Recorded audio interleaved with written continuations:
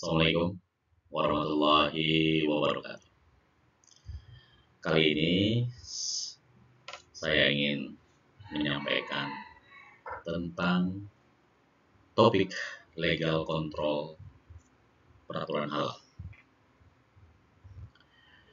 Seperti diketahui sebagai umat muslim dan negara-negara muslim yang lainnya selain Indonesia, mayoritas penduduk muslim telah mengembangkan regulasi khusus terkait dengan produk halal.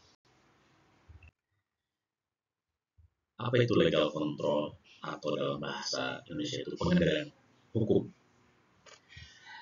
Legal control atau pengendalian hukum berkaitan dengan sistem peraturan dan hukum yang mengatur suatu wilayah atau negara. Itulah legal control. Jadi berlaku di sebuah wilayah negara. Sementara itu, istilah halal secara umum merujuk kepada kepatuhan atau kesesuaian dengan prinsip-prinsip Islam. Halal legal control atau pengendalian hukum halal dapat merujuk pada kerangka hukum dan peraturan yang mengatur produk dan layanan agar memenuhi persyaratan halal sesuai dengan kaidah atau ajaran Islam. Jadi memang menyangkut agama Islam dan para pengikutnya. Beberapa negara dengan mayoritas penduduk muslim telah mengembangkan regulasi khusus terkait dengan produk halal yang mencakup makanan, minuman, kosmetik, dan produk-produk lainnya yang bersinggungan atau berhubungan dengan aktivitas umat Islam. Beberapa elemen yang mungkin bisa kita masukkan ke poin-poin legal kontrol halal. Yang pertama tentu adalah sertifikat halal. Jadi sistem ini memberikan sertifikasi halal kepada produk-produk atau usaha tertentu yang setelah memastikan bahwa mereka memenuhi standar dan persyaratan halal yang ditetapkan. Jadi tentu akan mengalami proses sertifikasi ini. Jadi ada sebuah lembaga penjamin halal, juga lembaga sertifikasi halal. Di setiap negara regulasinya tidak jauh berbeda, ya, karena pada dasarnya adalah mereka mengadopsi atau mengikuti hukum kaidah Islam. Kemudian yang kedua ada regulasi atau undang-undang. Ini tidak bisa dilupakan karena memang dengan adanya peraturan atau regulasi atau undang-undang di sebuah negara, legal kontrol halal akan menjadi pasti. Peraturan dan undang-undang yang mengatur produk, distribusi, dan pemasaran produk-produk halal. Ini adalah diatur oleh sebuah regulasi. Ya. Kemudian yang ketiga, tidak kalah penting adalah lembaga pengawas halal. Lembaga atau otoritas yang bertanggung jawab untuk mengawasi implementasi regulasi halal dan memberikan sertifikasi. Termasuk di sini adalah pelatihan tim halal.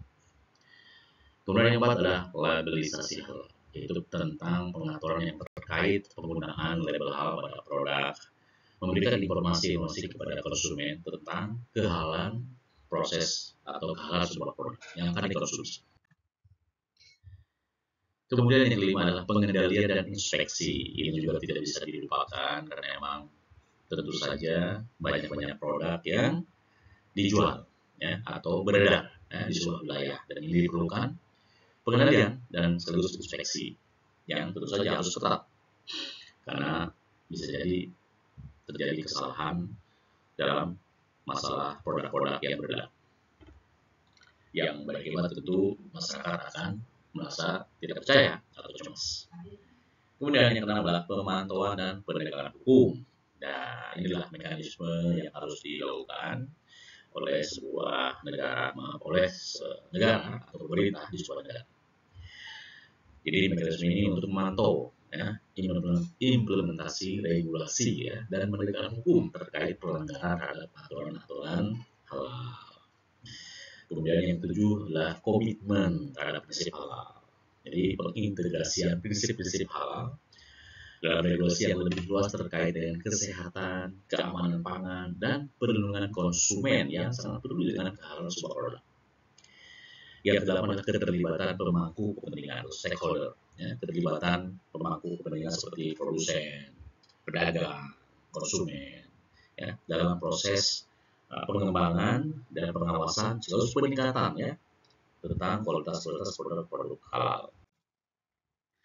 Jadi kesimpulannya adalah bisa kita sampaikan bahwa perkembangan halal atau perkembangan halal legal control ya, sangat relevan di negara-negara dengan populasi mayoritas Islam dan di seluruh dunia ya tentu saja, di mana produk-produk halal semakin diminati. Hal ini mendukung kepatuhan terhadap prinsip-prinsip agama Islam ya, dan memberikan keyakinan kepada konsumen ya, terutama konsumen muslim ya, tentang kehalalan produk yang mereka konsumsi atau digunakan setiap hari ya.